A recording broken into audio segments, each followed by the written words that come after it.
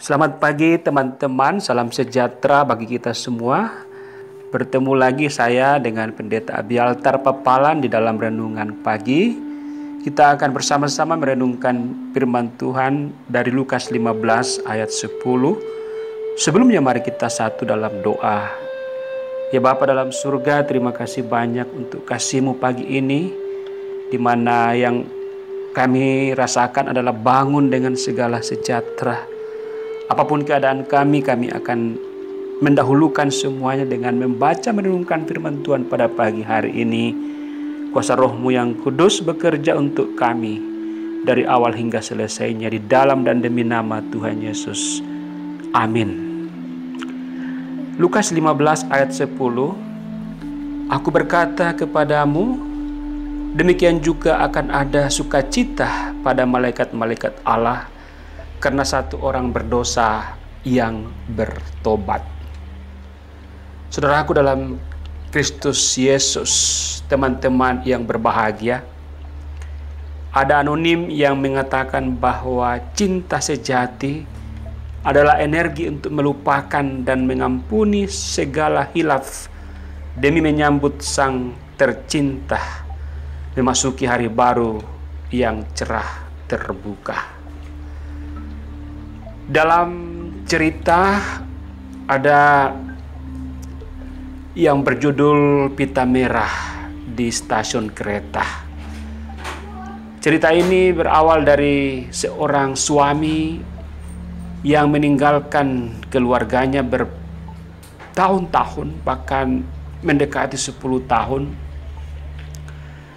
Dan dia merasakan bahwa dia telah melakukan perbuatan yang jahat. Dan setelah 10 tahun dia meninggalkan keluarga, kemudian ia menulis surat kepada keluarganya, kepada istri dan anak-anaknya. Dia mengatakan bahwa aku telah banyak melakukan perbuatan yang jahat yang membuatmu dan anak-anak kecewa. Begitu pula dengan seluruh keluarga kita. 10 tahun sudah aku pergi dari sisimu. Tak seorang pun yang harus disalahkan kecuali aku yang meninggalkan orang-orang yang sangat kucintai. Tetapi semua sudah terlambat. Aku tak yakin apakah kamu dan anak-anak masih mau menerimaku kembali. Teman-teman, keluarga ini mengalami suatu masalah. Bahwa 10 tahun yang lalu suami yang meninggalkan keluarganya bertengkar hebat dengan istrinya. Lalu kemudian ia meninggalkan kota, meninggalkan keluarganya. Tetapi sebagai seorang anak Tuhan, dia kemudian rindu kepada keluarganya dan dia mau bertobat. Tetapi dia sudah merasa putus asa. Apakah keluargaku akan menerimaku kembali?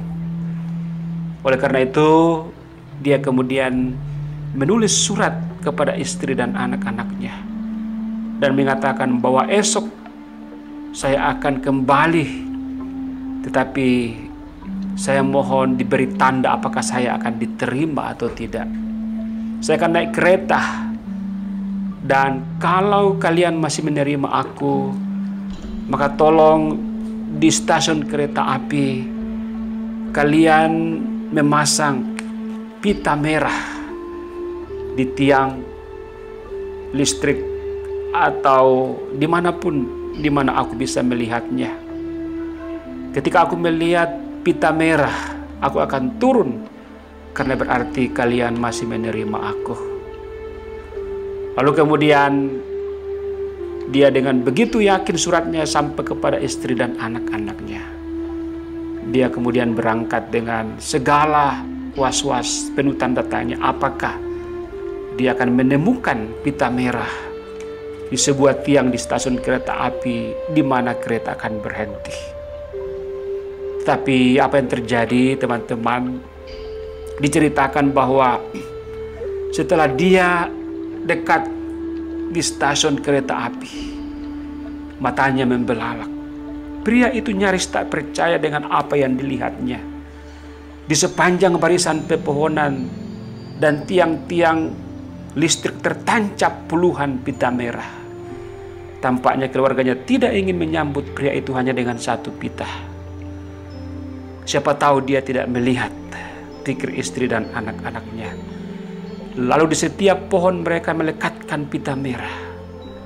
Di setiap tiang-tiang mereka melekatkan pita merah.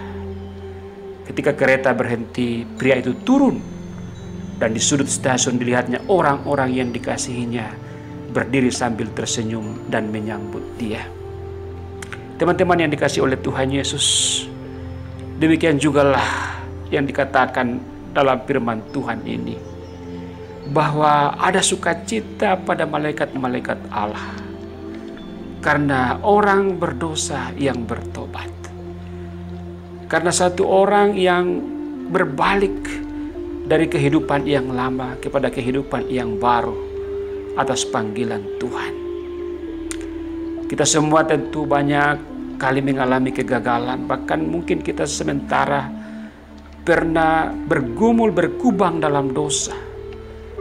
Dan kita mungkin bertanya, Tuhan, apakah Engkau masih mengampuni saya? Apakah Engkau, Tuhan Yesus, masih menerima saya kalau saya bertobat dan datang kepadamu, masuk dalam gereja, beribadah kembali, menjadi anak Tuhan yang taat kembali?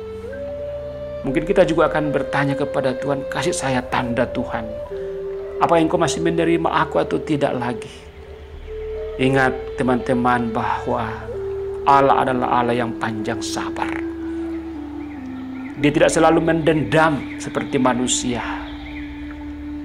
Dia telah memberikan tanda, yaitu darah Tuhan Yesus yang tertumpah di Bukit Kalvari 2000 tahun, lebih 2000 tahun yang silam, menjadi tanda abadi. Demikian juga dengan tanda salib, tanda pengorbanan Kristus yang rela selalu menyambut siapapun juga yang mau datang kepadanya dan percaya serta mengaku dosa-dosanya.